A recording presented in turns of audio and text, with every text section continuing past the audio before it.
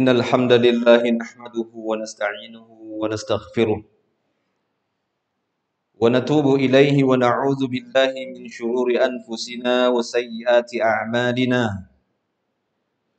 من يهده الله فلا مضل له ومن يضلل فلا هادي له أشهد أن لا إله إلا الله وحده لا شريك له وأشهد أن محمدا عبده ورسوله صلوات الله وسلامه على قدوتنا وأسوتنا حبيبنا نبينا محمد صلى الله عليه وسلم وعلى آله وأصحابه ومن تبعهم بإحسان إلى يوم الدين. وقال الله تعالى: أيها الذين آمنوا اتقوا الله حق تقاته ولا تموتن إلا وأنتم مسلمون أما بعد فيا عباد الله معاشر المسلمين إخواني في الدين رحمني الله وإياكم أجمعين أوصي نفسي وإياكم بتقوى الله فاتقوا الله ما استطعتم فاتقوا الله حيثما كنتم لعلكم تفلحون faqad fazal muttaqun. Saudara-saudaraku kaum muslimin yang dimuliakan oleh Allah Subhanahu wa taala. Segala puji hanya milik Allah Subhanahu wa taala. Kita bersyukur kepada Allah atas segala nikmatnya. Salawat dan salam kita tujukan untuk Nabi kita Nabi Muhammad sallallahu alaihi wasallam. Saya memberikan wasiat untuk diri saya pribadi dan kepada para jemaah semuanya untuk senantiasa menjaga nilai-nilai ketakwaan kita kepada Allah Subhanahu wa taala. Sungguh beruntung orang-orang yang bertakwa. Saudara-saudaraku kaum muslimin yang dimuliakan Allah Subhanahu wa taala. Salah satu musuh dari musuh manusia yang banyak disebutkan oleh Allah Subhanahu wa taala di dalam Al-Qur'an. Demikian juga Nabi Muhammad sallallahu alaihi wasallam menyebutkan di dalam banyak hadisnya, yakni syaitan yang sudah diawali oleh iblis. Dia tidak akan pernah berhenti untuk menggoda manusia, mengelabui manusia, memberikan tipu daya kepada manusia agar manusia menjauh dari jalan Allah Subhanahu wa taala, agar manusia tergelincir dan akan menjadi teman mereka, bersama mereka di neraka jahannam wal iyaz billah. Banyak Allah Subhanahu wa taala di dalam Al-Qur'an mengingatkan akan khutuwat syaitan. Berhati-hatilah dengan langkah-langkah syaitan dari berbagai macam cara dan tipu daya. Dan salah satunya para jemaah milik Allah Subhanahu wa taala yang akan kita utarakan di dalam khutbah Jumat siang hari ini. Bagaimana tipu daya syaitan menipu tidak hanya orang-orang kaya saja, tapi kaya dan miskin. Walaupun berbagai macam profesi yang dilakukan, yang dimiliki oleh manusia itu tidak lepas dari tipuan syaitan, dari jerat-jerat syaitan. Tapi kita lebih menyoroti bagaimana syaitan bersama teman-temannya, iblis bersama bala tentaranya, berusaha untuk menggelincirkan dan memberikan tipuan kepada al-aghniya wal fuqara wal masakin. Tidak hanya kepada para aghniya saja dan tidak pula khusus kepada kaum fuqara ataupun kaum masakin saja, tapi pada kedua komunitas manusia tersebut. Para jemaah milik Allah Subhanahu wa taala, di antara sekian banyak tipu daya syaitan yang bisa kita sebutkan kepada orang-orang kaya ataupun aghnia, di antaranya tipu daya syaitan kepada mereka, yakni menggoda orang-orang kaya ataupun para aghnia agar mereka merasa bahwa mereka lebih utama daripada orang-orang miskin. Was-was seperti ini sering dilancarkan oleh syaitan kepada orang-orang kaya. Sehingga al-aghniya, orang-orang kaya pun merasa bahwasanya mereka itu lebih utama daripada orang-orang fuqara, daripada orang-orang miskin. Mereka menghembuskan di dalam hatinya sehingga mereka pun merasa ujub. Mereka merasa bangga dan merasa lebih tinggi, lebih utama daripada orang-orang masakin. Di antara tipuan yang lainnya, setan berusaha untuk menjadikan orang-orang kaya ini tidak memperdulikan hukum-hukum Allah di dalam berbagai transaksi usaha untuk mencari kekayaan. Sehingga mereka memiliki sikap apatis terhadap hukum-hukum Allah Subhanahu wa taala. Yang terpenting bagi mereka, mereka mendapatkan keuntungan sebesar-besarnya. Bahkan di dalam sebuah hadis, Nabi Shallallahu alaihi wasallam menyebutkan akan datangnya satu di mana banyaknya manusia atau adanya orang-orang yang tidak memperdulikan lagi. Tidak peduli apakah itu dengan transaksi yang halal ataukah haram, ataukah terjadi syubhat di dalamnya. Mereka tidak peduli. Yang terpenting mereka mendapatkan keuntungan dan bisa menambah kekayaan mereka. Dalam hadis diriwayatkan oleh Imam Bukhari, Nabi sallallahu alaihi wasallam bersabda, "Ya'ti 'alan nasi zaman." Nanti akan datang kepada manusia satu zaman. La yubalil mar'u ma akhadha minhu. Aminal halal, aminal haram. Kata beliau sallallahu alaihi wasallam, akan datang nanti kepada manusia satu zaman di mana ada orang-orang yang tidak memperdulikan lagi apakah yang dia hasilkan, kekayaan yang dia hasilkan itu dari hasil yang halal ataukah dari yang haram, dia tidak peduli lagi. Nah, ini merupakan tipuan syaitan kepada sebagian orang-orang kaya, walaupun ini tidak khusus, tapi dominannya. Orang-orang yang memiliki harta kekayaan tidak memperdulikan transaksi-transaksi yang mereka lakukan, apakah ini halal, ataukah ini haram, ataukah ini syubhat, apakah ini ada kezaliman, ataukah ada kecurangan, tidak peduli lagi. Ini biasanya di antara tipu daya syaitan. Sekian banyak tipu daya syaitan kepada aghnia, orang-orang kaya. Di antara tipuan syaitan yang lainnya, para jemaah Allah Subhanahu wa taala, kecenderungan orang-orang kaya dengan menghitung-hitung harta dan tidak mau mengeluarkan sedekahnya. Bahkan sampai tidak mau mengeluarkan zakatnya. Dengan berbagai macam dalih, bahkan terkadang mereka melakukan tipuan agar mereka menghindar dari zakat. Bahkan tidak ada rasa kepedulian sedikit pun. Mereka hanya peduli dengan usahanya, dengan kekayaannya, sehingga mereka tidak mau bersedekah dengan orang-orang masakin ataupun fuqara. Itulah yang dicela oleh Allah Subhanahu wa taala ketika Allah Subhanahu wa taala menyebutkan bagaimana celakanya wailul likulli humazatil lumazah. Celakalah orang-orang yang memiliki karakter seperti ini, alladzi jama'a malan, yang kesenangannya, kegembiraannya, hobinya hanyalah mengumpulkan harta saja. Wa'addadahu. Setelah dia kumpulkan, kemudian dia hanya disibukkan menghitung-hitungnya saja. Pertambahan demi pertambahan dari hasil usahanya, itu saja yang dia sibukkan. Yang menyibukkan dirinya setiap hari. Itu yang menggembirakan jiwanya, dirinya, dan menganggap dirinya itu kebahagiaannya dengan menghitung-hitung hartanya. Sekiranya berkurangnya nominal dari hartanya ataupun saldo di rekeningnya, maka akan terjadi kegundahan dan kegalauan pada dirinya. Senang ataupun susah itu tergantung dari angka hartanya tadi. Naik dan turunnya imannya, senang ataukah susahnya dari hal itu. Inilah tipu daya syaitan yang menimpa sebagian orang-orang kaya akhirnya. Atau dari jalan yang lain, para jemaah Allah Subhanahu wa taala, terkadang syaitan itu menipu orang-orang kaya ini dari sisi pembelanjaan ataupun pengalokasian hartanya. Sangat sering kita dapati terjerumusnya orang-orang kaya itu kepada israf, bahkan sampai kepada tabdzir. Israf lebih condong kepada penggunaan harta kepada perkara yang sia-sia, tapi tidak haram. Tapi kepada perkara sia-sia, itu israf. Beda halnya dengan tabdzir. Kalau tabdzir mengalokasikan hartanya kepada perkara-perkara yang jelas, itu diharamkan di dalam Islam. Tapi dia keluarkan hartanya untuk itu. Tapi kalau israf lebih kepada penggunaan harta, mengalokasikan harta kepada perkara yang sia-sia, tidak haram. Ataupun kepada perkara yang makruh.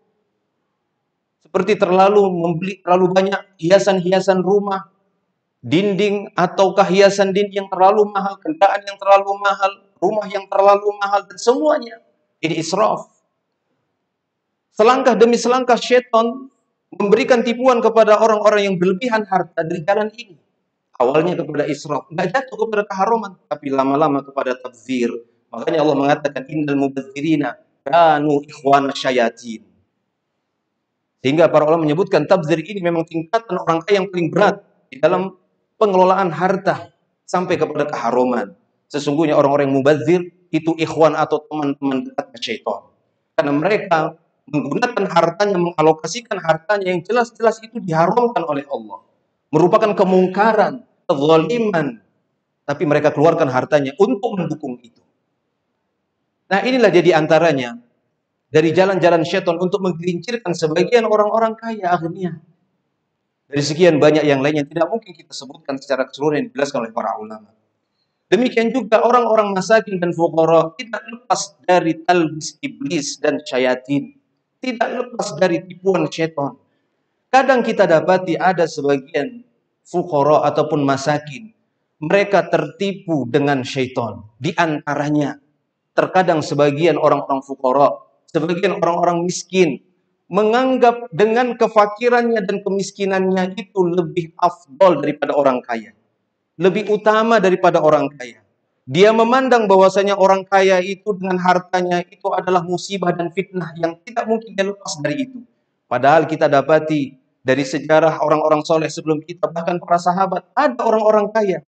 Tapi Allah Subhanahu wa Ta'ala memuji mereka, memuliakan mereka, menyanjung mereka, bahkan sampai hari ini mereka dipuji-puji dengan kekayaannya. Seperti Abu Bakar As-Siddiq, Abdurrahman bin Auf, dan yang lainnya. Ataupun para ulama yang lainnya.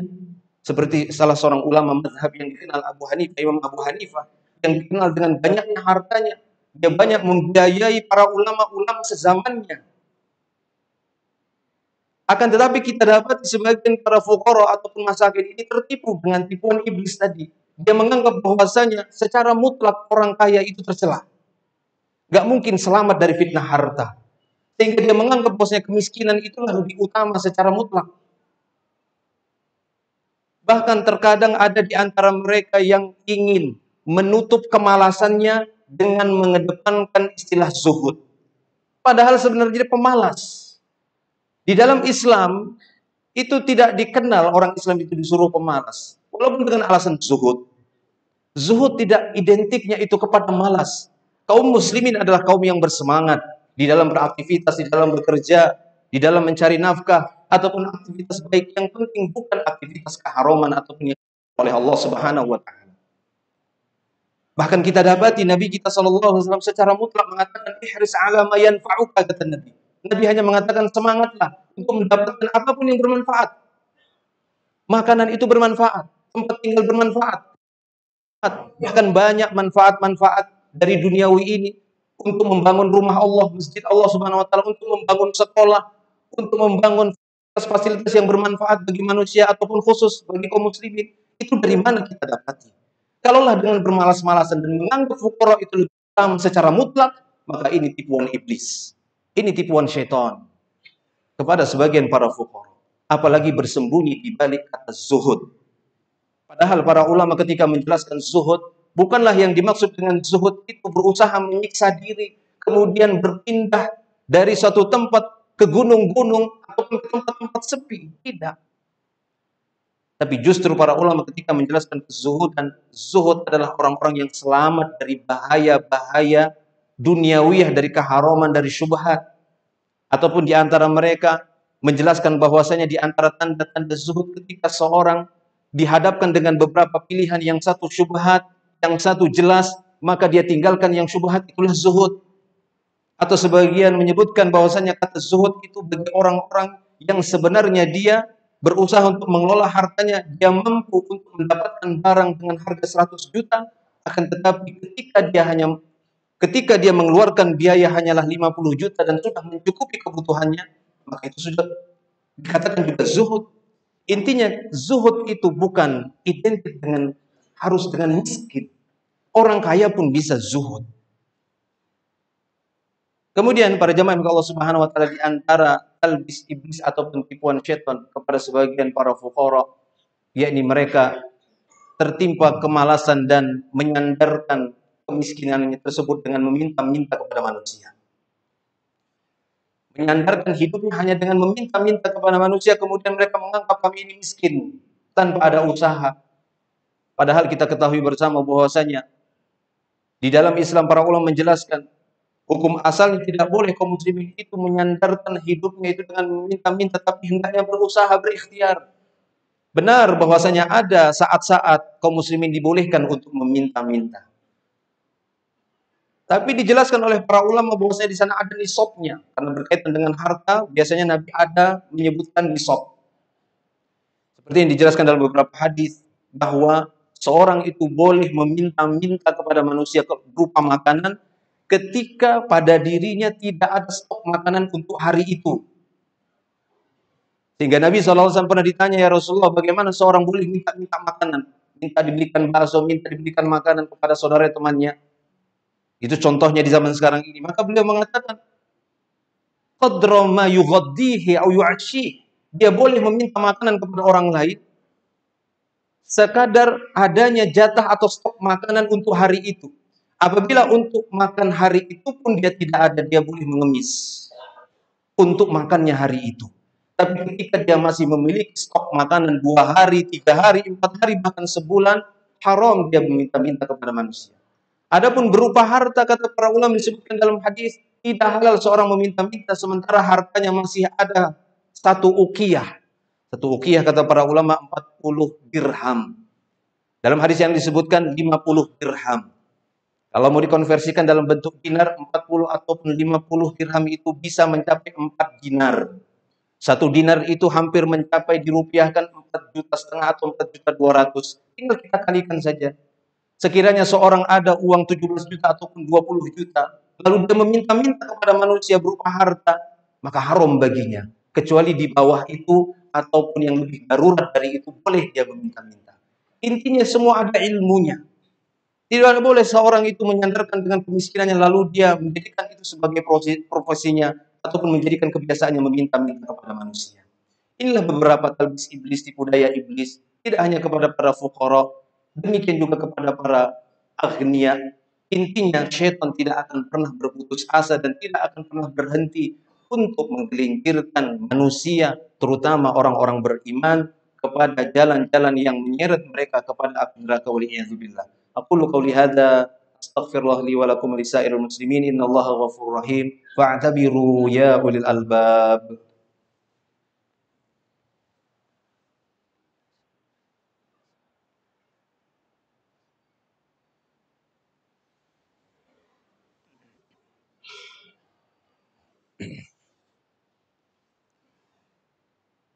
Alhamdulillahi rabbil alamin hamdan katsiran tayyiban mubarakan fihi mubarakan alaihi kama yuhibbu rabbuna wa yardah. Asyhadu an la ilaha illallah wa asyhadu anna Muhammadan abduhu wa rasuluh. Allahumma salli wa sallim ala Muhammad. Amma ba'd. Ikhwani fillah rahimani Allah wa iyyakum ajma'in. Di dalam sebuah hadis Nabi sallallahu alaihi wasallam bersabda, "Al-hasabul mal wal karamut taqwa." Para ulama menjelaskan makna hadis ini, al-hasabul mal, bahwa umumnya manusia mengukur orang lain itu dari sisi harta. Ini umumnya. Umumnya manusia sangat terpengaruh mengukur sesuatu atau mengukur orang lain dari sisi harta. Lalu kata Nabi, al-karamu at-taqwa. Tapi sebenarnya yang menjadi tolak ukur di sisi Allah, yang menjadi karam, kemuliaan itu adalah takwa. Maka siapapun mereka, baik mereka itu orang yang berlebihan hartanya, ataukah mereka orang yang pas-pasan saja berkecukupan, ataukah mereka orang yang kekurangan harta, yang paling utama adalah ketakwaan. Itulah yang paling utama di sisi Allah Subhanahu wa taala, dan itulah modal utama yang memasukkan orang hamba ke dalam surga Allah Subhanahu wa taala. Semoga Allah Subhanahu wa taala memudahkan kita untuk menuju jalannya, menuju surga Allah Subhanahu wa taala. Allahumma salli ala Muhammad wa ala ali Muhammad kama sallaita ala Ibrahim wa ala ali Ibrahim innaka Hamidun Majid. Allahumma barik ala Muhammad wa ala ali Muhammad kama barakta ala Ibrahim wa ala ali Ibrahim innaka Hamidun Majid. Allahumma ighfir lana wa lil muslimina wal muslimat wal mu'minina wal mu'minat al ahya'i minhum wal amwat innaka antal ghafurur rahim. Rabbana zalamna anfusana wa illam taghfir lana wa tarhamna lanakunanna minal khasirin. Rabbana la tuzigh qulubana ba'da idh hadaitana wa hab lana min ladunka rahmah innaka antal wahhab. Ya muqallibal qulub tsabbit qulubana ala dinika wa ta'atik. Rabbana atina fid dunya hasanah wa fil akhirati hasanah wa qina adzabannar. Wa sallallahu wasallam ala nabiyyina Muhammadin wa ala alihi wa sahbihi ajma'in. Akhiru da'wana alhamdulillahi rabbil alamin. Aqimish shalah.